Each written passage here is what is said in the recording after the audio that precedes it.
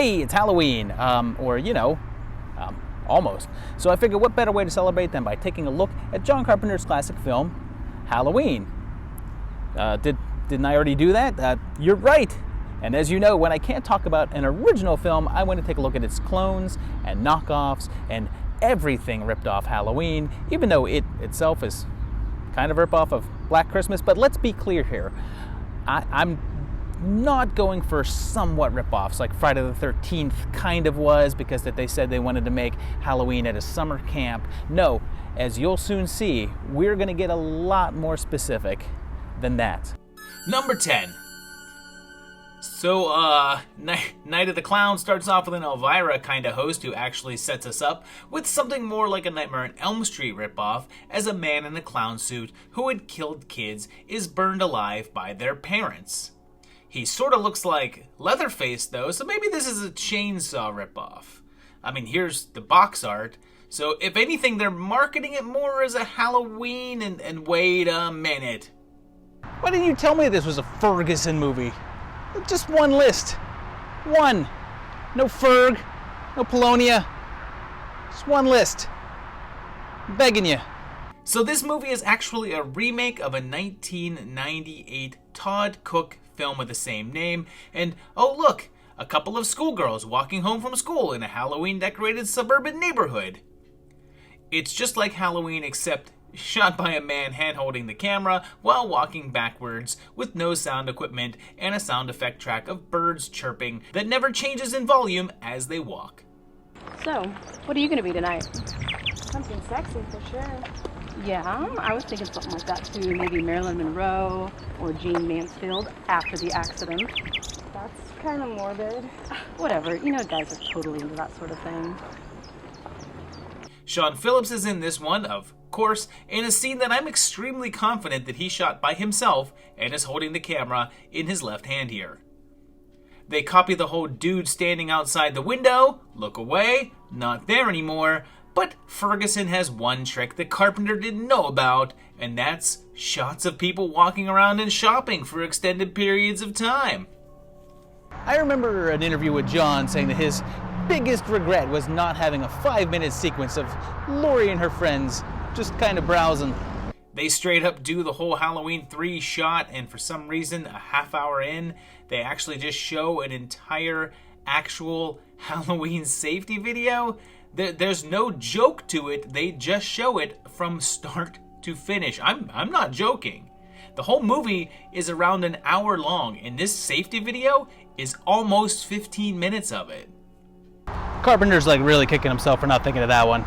Back in the movie, a bunch of people have a Halloween party in the old house where the clown guy was killed, and they dance for a while. It's really 2.5 minutes straight of just footage of the whitest whititude possible.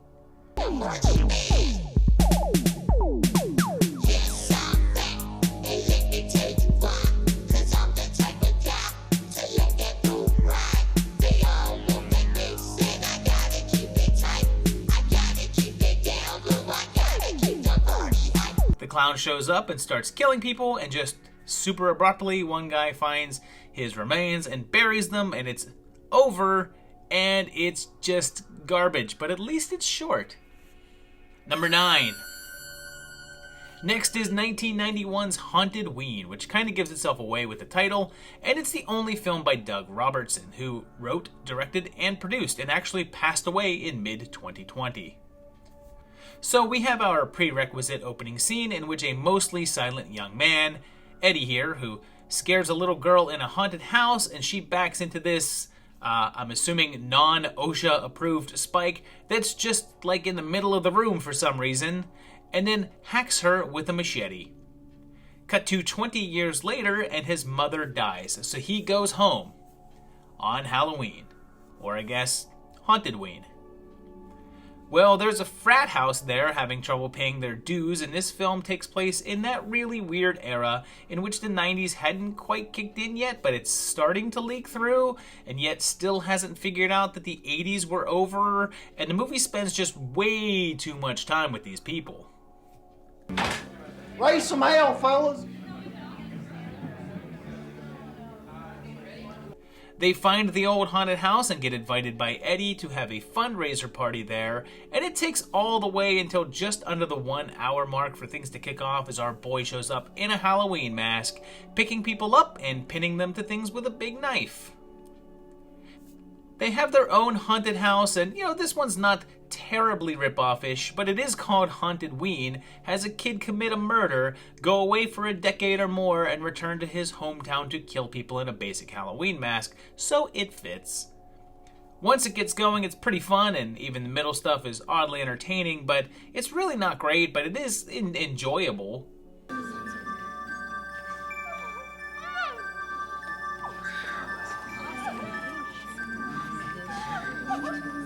Man, it looks so real. No duh, kid. It is a woman tied to a chair. What would not be real about that? She is good. It looks so real. Then there's this guy who I think is supposed to be doing a Pee Wee Herman impression. Mel, you and Mel got something going? Not with you around, dickhead. Get out of here. Well, okay, but you owe me a good story later. Or is that just how he is? And side note, maybe this goes into spoiler territory, but whatever. Did you know that a single shotgun blast to the back of a van completely blows it up into nothing? Number 8. And here we are with 1981's Final Exam, directed by Jimmy Houston, who's also directed My Best Friend is a Vampire. The opening scene gives us a couple at Lover's Lane, killed off by an unmasked man randomly, and we're at a college, and surprisingly the kids actually look like college kids. It's right before finals, and there's fun lighthearted pranks like pretending to drive up and shoot a bunch of people with fake machine guns. Oh, that's Rich shooting people on a school campus. That used to be a joke. After the initial murder scene, there's about a solid half hour until we even see the killer again, and he's lurking outside windows but disappears, of course. His next killing actually doesn't happen until just short of the 1 hour mark in the movie, with lots of college shenanigans filling in the gap in between. When he does appear, he's a silent, motiveless killer seemingly attacking at random, and in terms of overall plot, this one isn't super close to the source material, but the ambiance is. It feels like Halloween. It kinda looks like it, features a similar killer and POV shots, and there's also this character named Radish, and supposedly he was the inspiration for Randy from Scream. Number 7. From 1981, there's The Odd Case of Absurd, which is sort of a loose sequel to the movie Anthropophagus, but it's kind of its own thing, and when I say its own thing, I mean Halloween. Directed by Joe D'Amato, who I've already featured several times in various lists, and it has George Eastman here, who also wrote the script of a guy on the run, chased by a priest. Thankfully, this guy isn't drunk. I'm not drunk! And the patient is able to heal up remarkably quick, and he's fully restored and goes on a killing spree. So here's where the Halloween comparisons come into play. So this guy, Mikos, was locked away and experimented on and became insane and superhuman. He then escaped, and it's up to this priest to track him down and put an end to the terror he had locked away for so long. There's a spectacular bandsaw death, and that weird mask guy from Demons shows up, and fun fact, that's freaking Michel Sauvé, director of one of my all-time favorites, Della Morte dell'Amore. No surprises here, but the killer is focused on attacking this teenage girl who's babysitting a little boy who's more interested in watching horror movies than anything else, and they refer to the killer as the Boogeyman, although the biggest difference between this one and Carpenter's is that Halloween doesn't just drag and drag in the middle 30 minutes. And did they just steal this kid from the audition line for the Annie movie?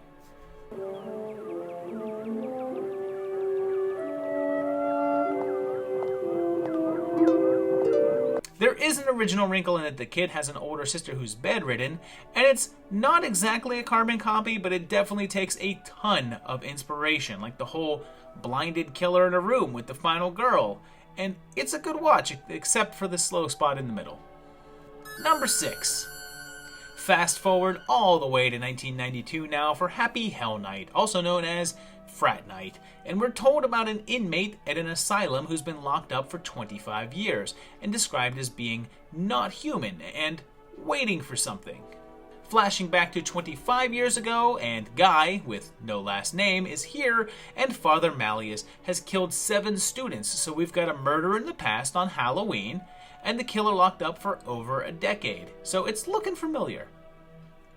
Back in 1991, it's Pledge Week, and young Eric here is the son of Kolchak, and it's Halloween, of course, and some pledges have to break into the asylum to take a picture of Malleus as an initiation, who then escapes. Malleus is blonde and pale with dark eyes and almost looks like Michael Myers' mask on his own. And there is a Loomis-like character and a priest who's obsessed with stopping the killer because he believes him to be the ultimate incarnation of evil. But, this...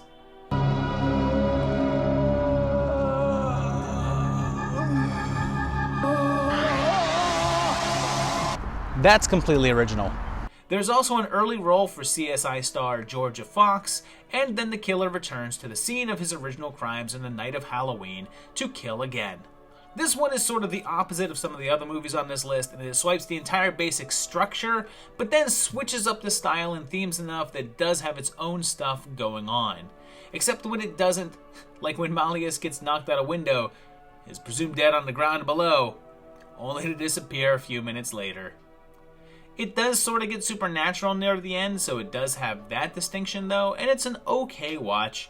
Not great by any means, but certainly not terrible. Number 5.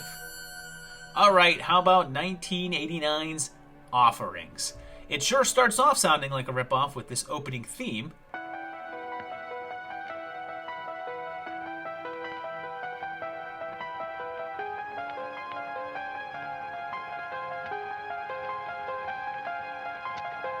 This one has little John here, who has an abusive mother and lousy home life, and he tortures his animals, and, Did Rob Zombie watch this?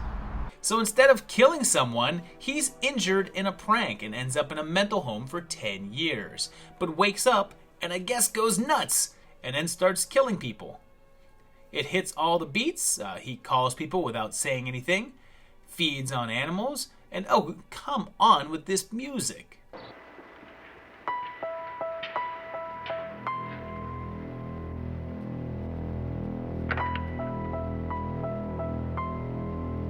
And he starts stalking the kids that are responsible for his accident. John continues his revenge streak, constantly accompanied by that familiar music, sending parts of his victims to the one girl who was nice to him as a kid. Once past the overall setup of the film, it kind of becomes its own thing. John never dons a mask. It's not on Halloween or any holiday for that matter. There's no psychiatrist character on the hunt, but if that initial structure doesn't push it into ripoff territory, the music absolutely does.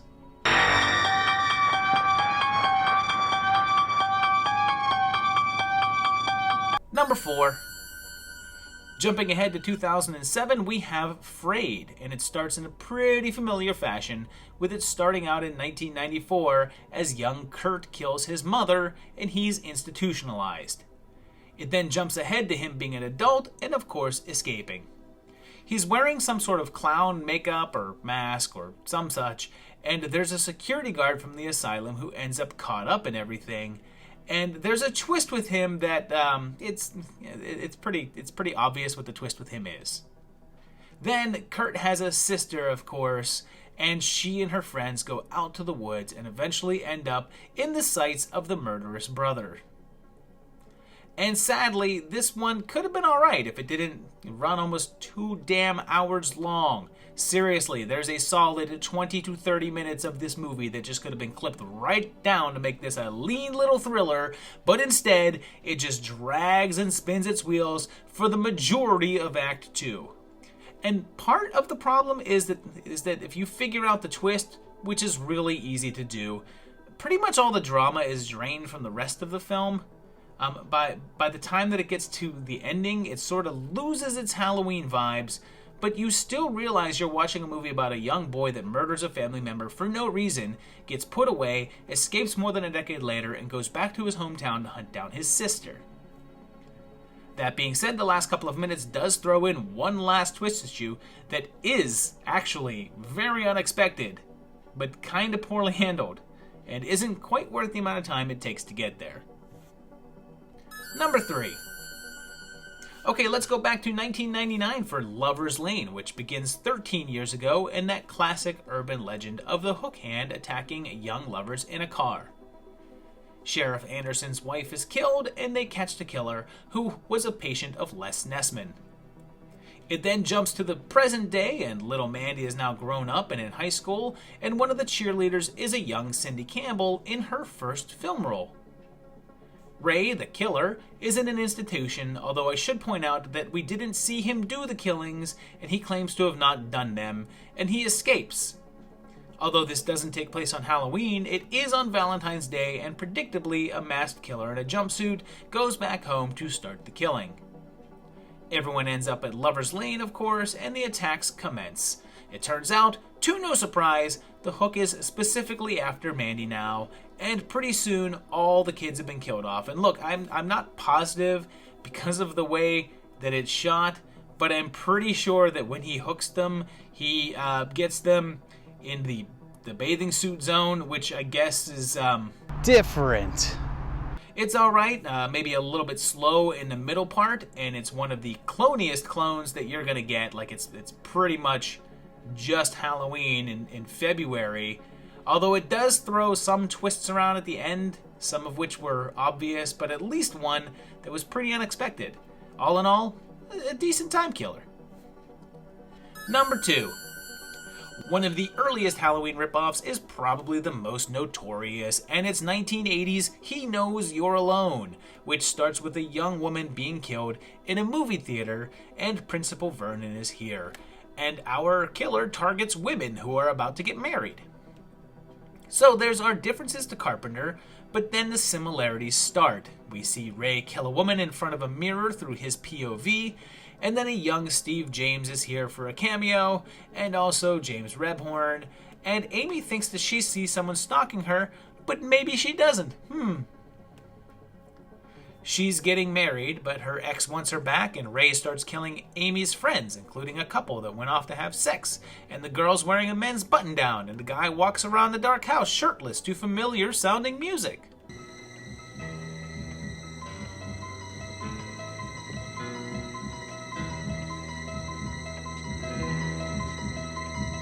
Plus, did I mention that there's a cop that has a previous history with the killer who is obsessively tracking him down, acting erratically?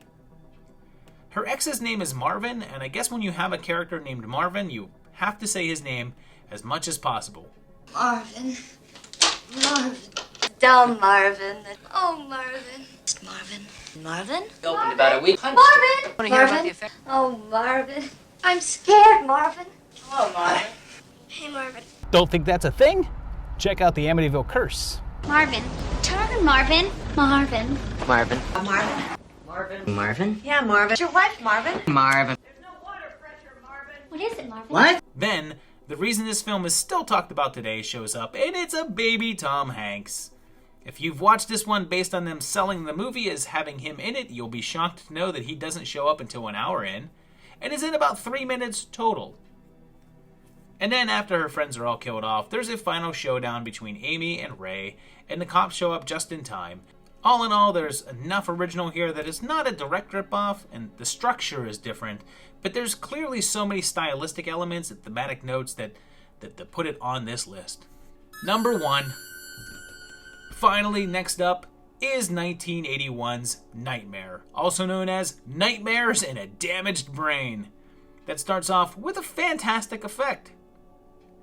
So we have George here, who's under psychiatric care ever since he was a child, and still plagued by memories of his parents' death. When he was younger, he killed a family and has been locked up since, and is now released, which is a variation from the Halloween formula, and that his psychiatrist doesn't want to keep him locked up. After a surprisingly explicit visit to a peep show, George has a lapse and heads down to Florida and starts killing and stalking his ex-wife, who's now dating discount Tommy Chong. So to clarify, a man who killed family members as a child and was locked away gets out and starts coming after family members. By the time that it gets to the end, we have a movie in which a killer has donned a Halloween mask to stalk those family members that are watched over by a babysitter while his psychiatrist is trying to track him down. So yeah. Halloween knockoff. One of the more interesting parts of this video is that Tom Savini is listed as doing the special effects, although he denies actually having anything to do with the movie. Director Romano Scavolini swears that Savini was there on set and oversaw the effect sequences, and actors and photographs corroborate this. Eventually, Savini stated that he did no effects and his role was actually more of a consultant giving advice about how things looked, and he did threaten to sue over them using his name for promotional purposes. So there you have it, 10 movies that rip off Halloween in one way or another. Some just from a basic thematic way, and other ones in a straight up storyline, story structure way. But yeah, there's a big mix of things in here. But I'd say for the most part, I actually enjoyed quite a bit of these. The majority of these I enjoyed watching. They were fun. Let me know if you've seen these down below and what you think of some of them and what other Halloween knockoffs you can think of. Put them right below in the comments. I want to hear it. Also, let me know what you thought about this video. Hit the like button, subscribe to the channel, of course. Share this video out to your friends. Put it on Reddit or something like that, whatever. And also check out the Patreon page at patreon.com/movietimelines. These guys over here support the channel, and you can too by going there and, you know, kicking a little bit of funds over to the channel, help keep it going. But in the meantime, you can also just keep on watching the videos, which I also appreciate. And I will see you very shortly for another great one, and happy Halloween, everybody.